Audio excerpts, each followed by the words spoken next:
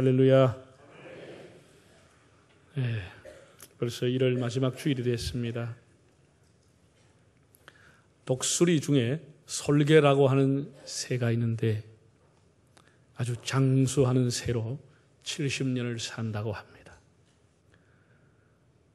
그렇게 70년을 창공을 나르는 솔개도 사실은 40이 되면은 생에 고비가 온다고 합니다. 솔개가 40이 되면은 어떻게 보내느냐에 따라서 나머지 후반기를 창공을 나르는 3, 40년을 살 수 있고 그렇지 않으면 거기서 끝나는 것이죠. 네. 솔개가 40살이 되면은 발톱이 무디어져 가지고 뭘 잡아도 제대로 꽉 잡지를 못하고 그냥 떨어뜨린다는 것이죠. 40년을 써서 무디어져서. 부리도 구부러지고 커서 구부러져서 음식을 찢어가지고 뜯어서 먹을 수가 없다는 거죠. 날개도 그냥 축 처지고 무겁고 너덜너덜해서 몸이 무거워서 멀리 날아가지를 못한다는 것입니다. 그냥 그때 그대로 두면은 한 40 살고 시들시들해서 죽고 말겠죠. 그런데부터 솔개는 이때부터 엄청난 연단과 고난의 길로 스스로가 들어가는 겁니다. 거의 모든 솔개가. 그래서 다시 싱싱하게 하늘의 왕이 돼서 비행하는 겁니다. 어떻게 합니까? 휘어진 이 부리를 계속해서 자기가 바위에 가서 계속 쪼아가지고 쫓고 쪼아가서 이걸 다 부러뜨려가지고 새로운 부리가 2, 3개월 동안 나도록 기다리는 거죠. 다 쪼아버리는 거예요. 독하죠. 그리고 새로 난 부리를 가지고 자기의 발톱을 다 하나씩 다 캐내버리는 거예요. 그 얼마나 아프고 피가 나겠습니까? 짐승이라도. 다 하나씩 자기가 스스로 다 쪼아가지고 발톱을 다 빼버리는 거예요. 그러면 새로운 발톱이 또 난다는 거예요. 그리고 그 부리를 가지고 자기 몸이 닿는 곳까지 깃털을 다 뽑아버린다. 다 뽑아. 새로운 깃털이 나면 그러면 그때부터 다시 40년을 살아가는 겁니다. 아, 대단하죠. 그걸 뭐라 그러냐? 황골탈태라고 합니다. 뼈를 바꾸고 태아를 바꾸는 황골탈태입니다. 여러분, 예수를 믿는다고 하는 것은 뭡니까? 쉽게 말해서 황골탈태하는 것입니다. 엄청난 변화입니다. 변화가 없으면 예수를 믿는 게 아닙니다. 우리가 변질이라고 하는 것은 성질을 달리하는 것이고 변화라고 하는 것은 성질이 고쳐져서 달라지는 것이라는 사전적인 의미가 있습니다. 쉽게 말해서 이렇게 콩이 한 자루가 있는데 곰팡이 피고 썩었다. 우리 그런 것을 변질이라고 합니다. 반면에 이 콩이 잘 이렇게 발효가 돼서 청국장이 됐다. 그건 변화라고 얘기하는 거예요. 가룟 유다가 동일한 예수님의 제자지만 예수님을 버리고 예수님을 배신한 사람이 됐다. 그건 변질이라고 합니다. 반면에 베드로는 예수를 만나서 변화되었다고 말하는 겁니다. 예수를 잘 믿다가도 세속에 빠져가지고 교회를 멀리하고 예수님을 떠나는 사람은 변질 타락했다고 하고 세상 속에 취해 살다가 어떤 동기를 통해서 주님 앞에 돌아온 것을 우리는 변화된 사람이라 이렇게 말하는 겁니다. 네. 사람은 누구든지 그냥 두면 다 변질하고 타락합니다. 힘을 쓰고 애를 써야 조금씩 바뀌는 겁니다. 이 사람이 제일 어려운 게 변화입니다. 여러분이 얼마만큼 예수 믿고 변화가 되셨는지요? 마귀는 사람을 타락 변질시키고 예수님은 우리를 변화시키는데 우리가 얼마나 주님 앞에 나와서 변화가 됐습니까? 이 참 말은 쉬운데 제일 어려운 게 땅의 삶의 소리가 변화되는 삶입니다. 변화되는 삶. 일반적으로 사람들을 이렇게 변화시키는 게 여러 요소가 있는데 그 중에 하나가 독서라고 하는 겁니다. 양서를 읽는 것. 좋은 책을 어릴 때부터 읽는다. 아주 참 그 사람이 앞으로 많이 변화될 수 있다. 그런 걸 이제 예견해 볼 수 있는 것이죠. 예. 여러분, 책이라고 하는 것은 저자가 살아왔던 경험과 저자가 가지고 있는 모든 지식을 엑기스한 것이 책입니다. 우리가 그런 좋은 책을 통해 가지고 그 사람이 가지고 있는 경험과 그의 지식과 그가 가리키는 인생의 길과 힌트를 얻을 수 있다고 하는 것, 굉장한 영향을 선하게 받게 되는 것이죠. 어떤 책을 읽느냐, 그것이 변질이 될 수도 있고 변화가 될 수 있는 것입니다. 책은 다 사람에게 영향을 주는 겁니다. 그를 바꿉니다. 타락시킬 수도 있고 변화시킬 수도 있습니다. 그리고 또 중요한 것은 어떤 사람과 교제하느냐, 어떤 사람을 만나느냐, 이것은 굉장한 영향을 받습니다. 예. 여러분 요즘 자주 만나는 사람이 누군지요? 누구와 가까이 하고 누구와 교제를 하고 있는지요? 우리가 청소년들, 자녀들을 키우면서 사춘기 때 애들이 혹시나 탈선된 친구를 만날까 봐 걱정하는 겁니다. 결혼 정년기에 이상한 사람 만나서 결혼하고 사랑하다가 이상하게 될까 부모들이 다 두려워하죠. 아무나 만날 것 같으면 못 하려고 염려해요. 아무나 만나도 괜찮을 것 같으면. 탈선하고 잘못된 생각과 잘못된 삶을 살아가는 사람을 만나면 청소년 때도 인생을 버리게 되고 어른이 돼서도 버리게 되는 거예요. 그럼 청소년만 영향을 받습니까? 아닙니다. 어른이 되어도 누구를 만나느냐에 따라서 그 인생이 달라지는 겁니다. 신실한 믿음의 사람, 긍정적인 사람, 남을 격려하고 칭찬하는 사람, 밝은 사람 만나면 그거를 본받게 되고 자기도 모르게 그 사람을 따라가게 되고 바뀌어지게 되는 것이죠. 늘 남을 멸시하고 깔보고 우습게 알고 이런 비판하고 정죄하는 이런 사람을 만나게 되면 자신도 모르게 그런 사람으로 바뀌어지게 되는 거예요.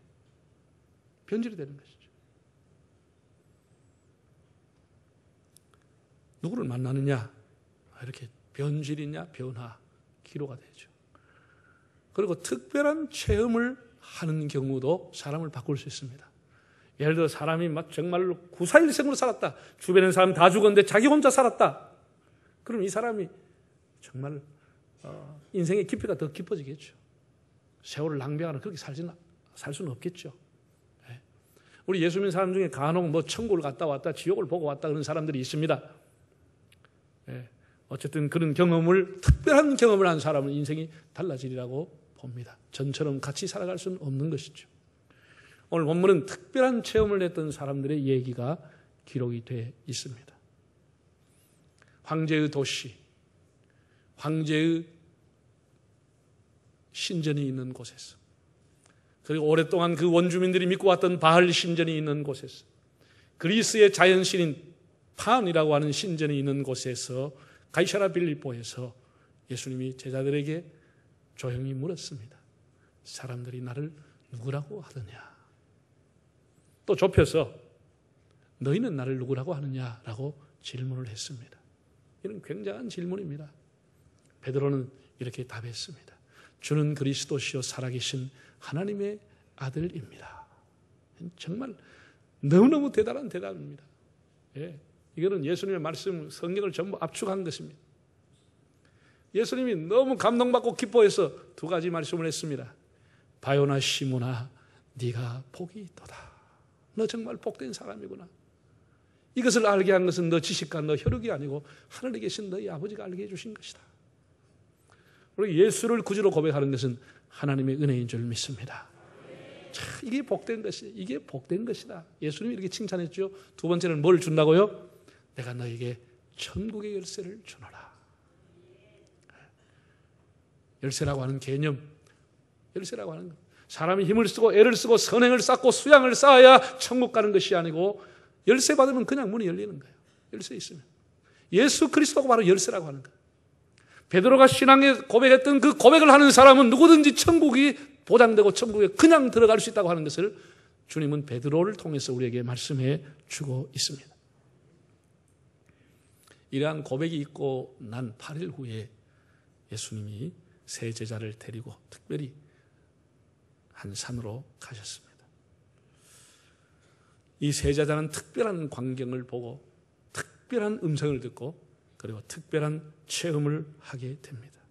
이것이 그들의 인생을 바꿔놓게 됩니다. 자, 본문을 시작하기 직전인 99장 27절을 한번 읽어보겠습니다. 내가 참으로 너에게 이르노니 여기 서 있는 사람 중에 죽기 전에 하나님 나라를 볼 자들도 있느니라. 예수님이 오늘 변화산에 가시기 전에 하셨던 말씀입니다. 너희들 중에 죽기 전에 천국을 볼 자가 있다 라고 했는데 지금 이들이 변화산에서, 소위 말하는 변화산에서 천국을 눈앞에 보게 되는 것입니다. 기도하시던 예수님이 갑자기 용모가 박해졌습니다. 그리고 변화가 됐습니다. 예수님이 입고 있는 옷은 한 사람도 이전에 본 적이 없는, 이 세상에 어떤 사람이 세탁을 해도 그렇게 희게 할 수 없을 만큼 흰 옷으로 바뀌어지고 광채가 나기 시작했습니다. 이게 천상의 주님의 모습입니다. 이들이 두려웠습니다. 그리고 그들이 한 번도 만나본 적이 없는 모세와 엘리야, 한 번도 본 적이 없고 그림도 본 적이 없는, 단번에 알아볼 수 있도록 율법을 대표하는 모세와 선지자를 대표하는 엘리야가 나타나서 예수님과 대화하고 있는 것을 눈앞에서 보게 되는 것입니다. 예수님의 별세에 관해서, 죽음이라고 하는 완곡한 표현이 별세 아니겠습니까? 예수님의 십자가에 대해서 세 분이 대화하고 있는 것을 직접 목도하고 듣게 된 것입니다. 얼마나 놀랐겠습니까? 얼마나 놀랐겠습니까? 그래서 막 베드로가 얼떨결에 자기가 뭔 말 하는 줄도 모르고, 주여 이곳에 초막 세계를 지켰나이다, 우리 여기서 삽시다, 이렇게 막 헛소리를 한 거예요, 쉽게 말해서. 그랬더니 이번에는 또 하늘에서 음성이 들려왔어요. 뭐라고요? 이는 나의 아들이요 나의 택한 자니 너희는 그의 말을 들으라. 뭐 기절초풍할 얘기. 여러분 듣고 있으니까 여러분이 뭐 놀라지도 않고 그냥 웃고 있지만 본인들 앞에는 이거 완전 기절초풍할 얘기가 일어난 거예요. 천국의 한상이 보이면서, 문이 확 열리면서 눈앞에서 지금 예수님하고 모세와 엘리야가 대화하고 있는데 이거는 기절할 일이에요. 이게 천국이라고 하는 거예요. 베드로가 얼마나 그때 그 감격과 영광스러운 주님의 모습을 마음속에 계속해서 간직하고 있었는지 베드로후서 1장 16절에서 이렇게 말했습니다. 한번 읽어보실까요? 우리 주 예수 그리스도의 능력과 강림하심을 너에게 알게 한 것이 교모히 만든 얘기를 따른 것이 아니요 우리는 그의 크신 위엄을 친히 본 자라. 지극히 큰 영광 중에서 이러한 소리가 그에게 나기를 이는 내 사랑하는 아들이요 내 기뻐하는 자라 하실 때에 그가 하나님 아버지께 존귀와 영광을 받으셨느니라. 이 소리는 우리가 그와 함께 거룩한 산에 있을 때 하늘로부터 난 것을 들은 것이라. 우리가 거룩한 산에 있을 때 우리가 직접 봤고 하나님의 영광을 직접 그 음성을 들었노라. 이런 것이 베드로로 하여금 평생을 환난과 핍박 속에 교회 지도자로 살게 하는 것이고 천국을 본 사람이니까, 하나님의 영광을 본 사람이니까, 이것을 본 야고보는 그 환난 속에 핍박 순교의 1호자가 되고, 이것을 봤던 사도 요한은 요한복음과 요한 1, 2, 3서 계시록을 남겨서 예수 그리스도가 누구인지를 우리에게 분명히 가르쳐 주었습니다. 이 특별한 변화가 그들의 삶을 바꾸고 평생을 주님 위해 살게 한 것입니다. 여러분, 변화된 사람만이 세상을 변화시킬 수가 있습니다. 변화된 사람만이. 중요한 것은 우리가 변화되지 않으면 변화시킬 수가 없는 거예요. 제가 금년에 셋째 주일에 부흥에 대해서 설교했습니다. 시기 온옷에 맞춘 하박국의 부흥 기도를 설명드렸습니다. 거기 나오는 부흥이라고 하는 것은 다시 산다, 회복하게 한다, 생기를 돋게 한다, 그런 원어적인 의미를 갖고 있습니다. 부흥의 또 다른 영적인 의미는 변화, 회개, 거듭남입니다. 부흥이 뭐냐? 부흥의 열매가 변화라고 하는 겁니다. 부흥의 산물이 변화라고 하는 겁니다. 변화되지 않으면 그 사람은 부흥된 게 아닙니다. 체인지, 리바이벌은 체인지입니다. 지금 우리 시대의 젊은이들과 모든 직장인들에게 필요한 것이 뭡니까? 삶의 의욕을 상실하고 삶의 의미를 잃고 일에 대한 사명감과 자부심을 잃고 있습니다. 왜 사는지, 왜 직장생활하는지 의미와 의욕이 상실된 이 시대에 반드시 있어야 될 것이 가슴에 뜨거운 부흥입니다. 부흥. 그 가슴이 부흥이 일어나면 의욕이 생기고 사명이 생기고 그리고 삶의 목표가 새로워지는 변화가 일어나게 됩니다. 윤리 기준이 낮아지고 자신의 잘못을 저지르고도 양심의 가책이 없어진다면 그에게 필요한 것이 바로 부흥이라고 하는 것입니다. 양심의 부흥, 윤리의 부흥, 그 부흥이 그의 삶을 신선하게 새롭게 바꾸어 놓는 것입니다. 다 부흥이 필요합니다. 부흥회 10번 하고 100번 해도 변화가 없으면 그 부흥하고 관계가 없는 겁니다. 변화산에 10번 올라가도 변화가 없으면 변화가 없는 거예요. 부흥이 뭐냐? 쉽게 말해서 변화라고 하는 게 변화. 하나님 앞에 돌아오는 것, 이게 변화입니다. 부흥입니다. 우리가 룻기서 1장을 보면 나오미가 모든 재산을 탕진하고 남편, 자식들 다 있고 빈손 들어서 고향 베들레헴으로 돌아오고자 하되, 그 돌아온다고 하는 말이 부흥이라고 하는 뜻입니다. 부흥. 하나님 앞에 돌아오는 것, 이게 바로 부흥이라는 거예요. 돌아오면서 나오미의 인생에 부흥의 꽃이 피기 시작하는 겁니다. 쓰디 쓴 마라와 같은 인생을 살았던 나오미가 고향으로 하나님 앞에 돌아오면서 정말 그 이름 뜻대로 기쁨과 희락의 삶이 시작이 되는 것을 보게 됩니다. 중요한 것은 우리의 마음이 변화되는 것은, 하나님 앞에 돌아서는 것입니다. 너희가 마음을 새롭게 하여 변화를 받고, 바울이 그렇게 말했잖아요. 너희가 이 세대를 본받지 말고 오직 마음을 새롭게 함으로 변화를 받아라. 마음을 새롭게 하는, 그 마음을 새롭게 하는 결단이 필요하죠. 그러면 부흥이 일어나고 그것이 열매로 변화가 나타나는 것입니다. 남을 시기하고 질투하고 멸시하고 이런 거 참 우리가 그 사람 가슴에 부흥이 일어나야 되는 거예요. 부흥이 일어나요. 남을 정죄하고 비판하고 따지고 이거 굉장히 사람을 피곤하게 하는 이런 것 다 가슴에 부흥이 일어나야 되는 거예요. 그래야 변화되는 거예요. 그렇지 않으면 그 길로 계속 나가면 아예 그 분야의 전문가가 돼버립니다. 보는 사람마다 판단하고 보는 사람마다 정죄하고 보는 사람마다 시기하고, 그거 얼마나 불행합니까? 작심하고 강한 의지를 가지고 기도하면서 가슴에 부흥이 일어나도록, 부흥이 일어나면 바뀌게 되어 있습니다. 바뀌게 되어 있습니다.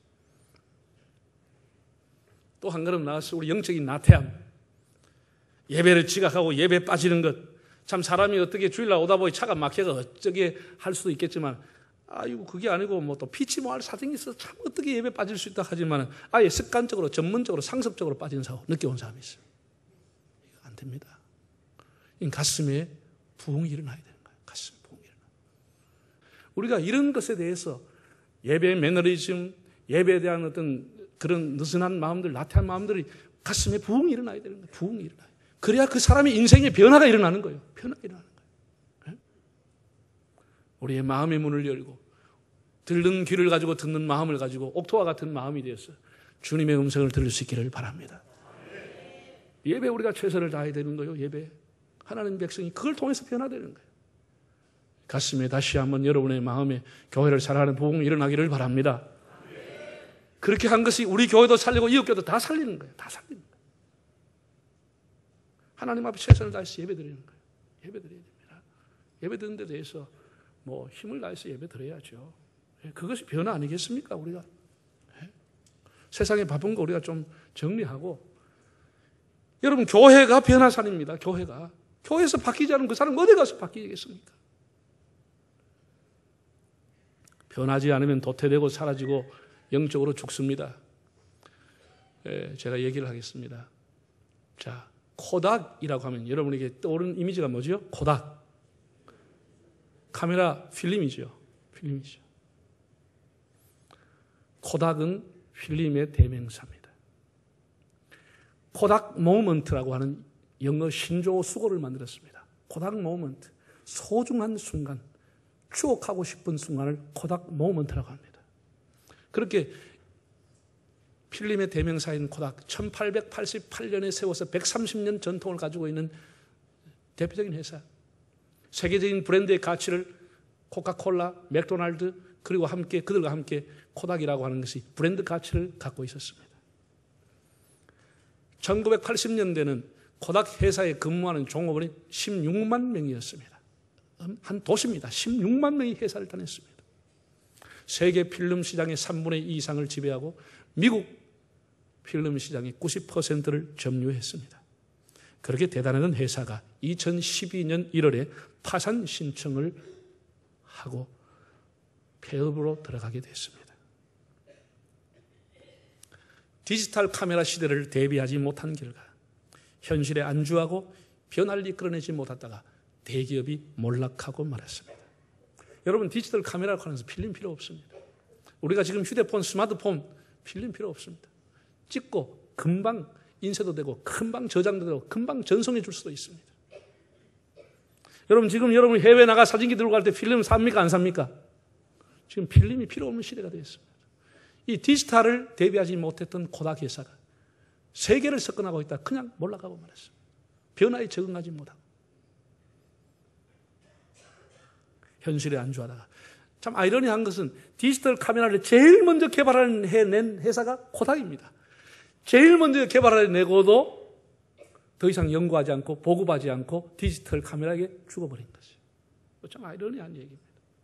한때 주가가 $100, 한 주에 $100까지 10만 원까지 올라갔던 코닥이 2월 2012년 1월에 파산 신고하고 난 이후에 $1로 내려앉아 버렸어요.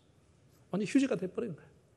$100 하는 것이 한 장이 1불이 되고 종이값도 안 나온 것이에요.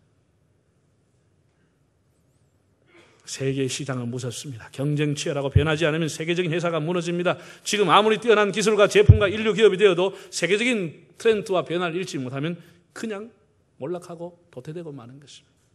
반면에 필름의 경쟁사였던 후지라고 하는 회사가 있습니다. 후지필름. 같은 업종이지만 다른 행보를 했습니다. 고모리 시게타카라고 하는 새로운 CEO가 등장했습니다. 이 사람은 제2의 창업을 선언했습니다. 지금까지 회사의 사장이 되면 일성으로 내거는 경영의 목표가 뭐냐? 세계 1위 코닥 타도, 이게 1위였어요. 이게 항상 그 사람의 경영 목표였습니다. 코닥을 타도한다. 코닥을 따라간다. 코닥을 잡는다. 이게 경영 목표였습니다. 이 사람은 그 경영 목표를 바꾸었습니다. 필름 회사에서 내는 경영이 뭐냐? 탈필름. 탈필름이 경영 목표였습니다. 필름이 없는 세상이 온다. 필름의 종말을 예고하면서 필름이 없는 세상이 올 것이다. 이걸 대비하는 것이 내가 할 일이다. 이렇게 해가지고 필름 부서에 있는 사람들 하나씩 감축해서 몇 년 동안 5,000명을 내보냈습니다. 구조조정했습니다. 많은 진통을 겪고 5,000명 다 내보냈습니다. 그리고 오랫동안 연구했던 그런 필름을 통해서 연구했던 화학물질 10만 점을 가지고 새로운 기술에 도전해가지고 의료기기를 생산해내고 그리고 화장품을 생산하는 데 성공했습니다. 그 노하우가 연구 실적을 가지고. 그래서 지금은 매출이 필름은 10%도 안 되고 90% 이상이 다른 데서 얻는 거예요. 화장품이라든지 이런 데서 얻는다. 변화를 읽을 줄 아는 사람이 살아나는 겁니다. 여러분 신앙생활 마찬가지입니다. 사람들이 변화의 필요성과 중요성을 다 알고 있습니다. 변하지 않으면 쇠락한다고 하는 것, 변화만이 살 길이라고 알고 외치지만은 사람들은 묘하게 현실에 안주하기를 원하는 겁니다. 내가 쌓아놓은 것, 내가 있는 것, 이게 내일 편하다는 거예요. 뭐 바꾸면 다 싫어합니다. 주보의 순서 하나 바꿔도 다 싫어합니다. 익숙한 거 좋아하지. 현실에 안주하는 거 좋아하지. 여러분, 이것은 아닙니다. 예수 그리스도만이 우리를 변화시키는 줄 믿습니다. 성경은 우리를 변화시키고 복음은 우리를 부흥케 하고. 자, 우리 성경책을 두고 한번 크게 한번 따라갈까요? 성경책 한번 크게 한번 들어봅시다. 교회가 변화산입니다. 기도가 변화산입니다. 말씀이 변화산입니다. 복음이 변화산입니다. 할렐루야.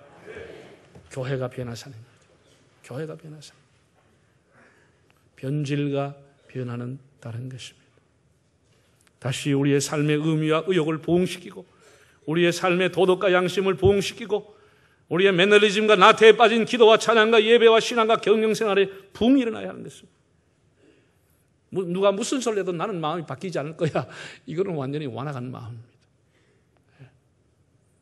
예수님의 새로운 3명의 제자가 변화를 보고 체험하고 평생을 변화산의 능력과 영광을 가슴에 간직한 채 신앙에서 승리하듯이 기도와 말씀으로 변화와 부흥을 이루는 변화산의 축복이 이 변화가 여러분의 삶을 업그레이드, 체인지업하는 그런 축복의 은혜가 있기를 바랍니다. 자, 머리 숙이겠습니다.